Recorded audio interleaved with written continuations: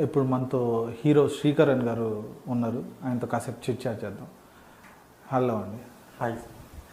మీరు ఇప్పుడు దాకా 2 సినిమాలు చేస్తున్నారు కదా, మీకు ఫిలింలో రావాలని ఎప్పుడు అనుకున్నారు? ఎలా రావడం జరిగింది? నేను యాక్చువల్లీ చిన్నప్పటి నుంచి నాకు మూవీస్ చేయాలి, మూవీస్లో హీరో అవ్వాలని యాక్చువల్లీ లేదు. యాక్చువల్లీ నేను చిన్నప్పుడు క్రికెటర్ అవ్వాలన్న ఎక్కువ గోల్తోని, ఎక్కువ అంబిషన్తోని క్రికెట్ రూట్లో ట్రావెల్ అయ్యేవాను. క్రికెట్ రూట్ ట్రావెల్ అయినాక ఆఫ్టర్ ఇంటర్ కంప్లీట్ తర్వాత ఇంటర్ యాక్చువల్లీ బౌన్స్లో చేశాను. యాక్చువల్లీ క్రికెట్ కోసం అనేసి టోర్నమెంట్స్ ఆడాలనేసి ఈసీఎల్ బౌన్స్లో లాంగ్ ఇక్కడ నుంచి పేరెంట్స్ వద్దంటున్నా, వాళ్ళు లేదు ఎంపీసీ గ్రూప్ తీసుకొని సిఈసీ వద్దంటున్నా కానీ నేను క్రికెట్ ఆడాలి, నేను క్రికెటర్ అవుతానని చెప్పి దాంట్లో జాయిన్ అయ్యా. యాక్చువల్లీ అప్పటికి నేను వెళ్ళిన కాలేజ్ టైంలో అమీర్పేట్, ఎస్ఆర్ నగర్ అంత డెవలపింగ్ ఏరియాస్, సైనిక్పురి, మా కాలేజ్ సైనిక్పురి అంత డెవలప్ కూడా కాదు. కానీ అందరు అనేవాళ్ళు అక్కడే పెద్ద పెద్ద ఎడ్యుకేషన్ ఇన్స్టిట్యూషన్స్ ఉండగా నువ్వు అక్కడ నుంచి మళ్ళీ ఇక్కడ రావడం ఏంది అనేసి అనేవాళ్ళు. అయినా కానీ స్పోర్ట్స్ కోసం అని అక్కడ స్పోర్ట్స్ బాగుంటుందని జాయిన్ అయ్యాను. అది ఇంటర్ కంప్లీట్ అయిన తర్వాత డిగ్రీకి వచ్చాక ఎంఎన్ఆర్ కాలేజ్కి వచ్చాను. అక్కడ యాక్చువల్లీ ప్రిన్సిపల్ మదర్ వాళ్ళ ఫ్రెండ్ అవ్వడం వల్ల ఎంఎన్ఆర్ కాలేజ్లో జాయిన్ చేస్తున్నాను. సో అక్కడ క్రికెట్ కానీ స్పోర్ట్స్ కానీ అంత లేవు, ఓన్లీ ఎడ్యుకేషన్గా ఉండేది. అక్కడ నుంచి కొంచెం క్రికెట్కి ప్లస్ ఎడ్యుకేషన్కి కాంట్రవర్సీలాగా ఎడ్యుకేషన్ రూట్లోకి మళ్ళీ రావడం జరిగింది. యాక్చువల్లీ నా మైండ్ అంతా మళ్ళీ కాలేజ్లోనే నా మైండ్ అంతా క్రికెట్లోనే ఉండేది. చాలామంది ఫ్రెండ్స్ కూడా అవ్వడము, తొందరగా కలిసిపోయేవాడిని. ఏ కాలేజ్ వెళ్ళినా ఎక్కడ వెళ్ళినా క్రికెట్ వల్ల అందరితో తొందరగా కలిసిపోయేవాడిని అన్నమాట. అందరూ బాగా ఎంకరేజ్ చేసేవాళ్ళు, బాగా ఆడతావు అది ఇది అనేసి. దాని తర్వాత అన్ఎక్స్పెక్టెడ్గా మళ్ళీ డిగ్రీ కంప్లీట్ అయిన తర్వాత అప్పుడు క్రికెట్కి కొంచెం దూరంగా వస్తూ ఉండాలి. యాక్చువల్లీ ఒక లీగ్స్ మ్యాచ్లో నేను ఉండాలి, 2 డే లీగ్లో. సమ్ పాలిటిక్స్ కారణంగా నా ప్లేస్లో మార్నింగే వేరే పర్సన్ రిప్లేస్మెంట్ అయ్యాను.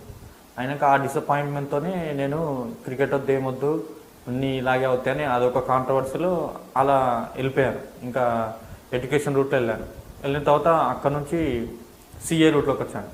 బీకామ్ తర్వాత మా ఇంట్లో ఒక సార్ ఉండేవాడు, ట్యూషన్కి వెళ్ళేవాడిని. నేను డిగ్రీ ఫైనల్ ఇయర్లో నేను ట్యూషన్కి వెళ్ళిన టైంలో నేను అకౌంట్స్ బాగా చేస్తున్నానని, నీకు అవి ఇవి సెట్ అవ్వవు, నువ్వు అకౌంట్స్ బాగా చేస్తున్నావు, నువ్వు అకౌంట్స్ రూట్లో నువ్వు బాగా నాలెడ్జ్ ఉంది, తొందరగా క్యాచ్ చేయగలుగుతున్నావు, నువ్వు అకౌంట్స్ రూట్లోకి వెళ్ళు అని నాకు చెప్పేసరికి ఇప్పుడు బెస్ట్గా ఉంది, నువ్వు సీఏ చేస్తే ఈజీగా పాస్ అయిపోతావు అని చెప్పి నన్ను వచ్చారు.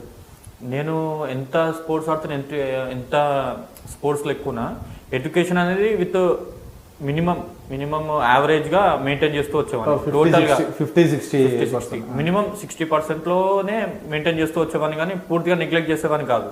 ఎందుకంటే అప్పటి నుంచి డాడీ అంటూనే ఉండేవాడు, ఇవి స్పోర్ట్స్, ఈ క్రికెట్ ఇవన్నీ మనకి వేస్ట్, మనకి అవన్నీ కరెక్ట్ కావు, ఎడ్యుకేషన్ బెటరు, నువ్వు ఐఏఎస్ ఐపీఎస్ ఆఫీసర్ అవ్వాలి అది ఇది అంటూ నన్ను ఊరికే అనేవాడు అనమాట.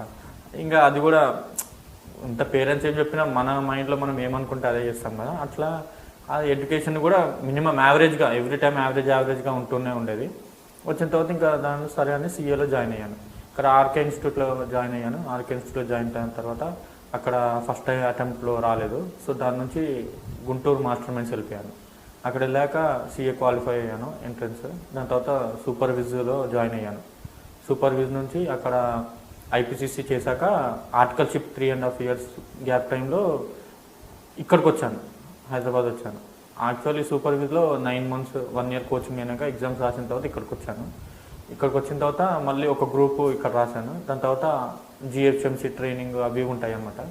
అవన్నీ తీసుకున్న తర్వాత మధ్యలో గ్యాప్ వచ్చిన టైంలో నాకు యాక్చువల్లీ ఇంటర్ డిగ్రీ చదివే టైంలో నాకు ఇండస్ట్రీ ఫ్రెండ్స్ ఎక్కువ ఉండేవాళ్ళు. అంటే యాక్చువల్లీ నేను ఇంటి దగ్గర ఫ్రెండ్స్తోని ఎక్కువ అప్పుడు క్రికెట్ ఆడేవాళ్ళము.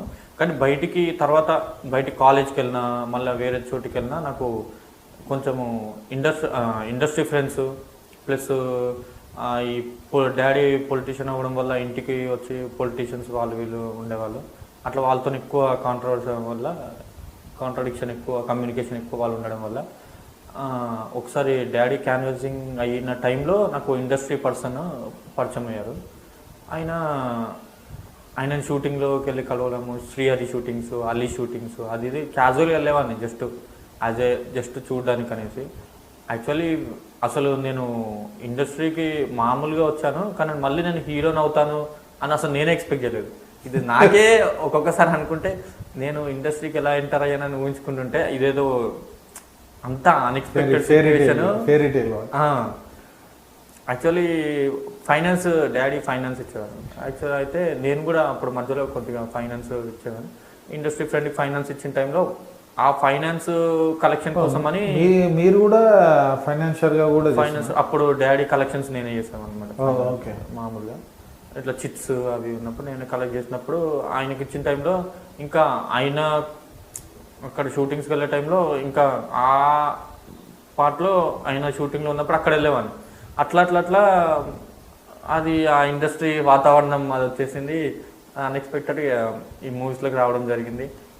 ఇంకా వాళ్ళు కూడా ఒకసారి చెయ్యి ఇంకా నాలో ఆర్టిస్ట్ ఉన్నాడని నాకే తెలియకపోతుండే. యాక్చువల్లీ స్కూల్లో కూడా నేను క్రికెట్ అనే మైండ్నే ఉండేవాడిని, కానీ అల్లరి మటుకు బాగా చేసేవాడిని. క్లాస్లో ఉన్న ఇంటర్ కాలేజు, డిగ్రీ కాలేజు మామూలుగా కాదు అసలు. ఫుల్ వాళ్ళని వీళ్ళని ఏడిపించడము, లెక్చరర్స్తో కామెడీ చేయడము క్లాస్లో అన్నీ ఉండేవి.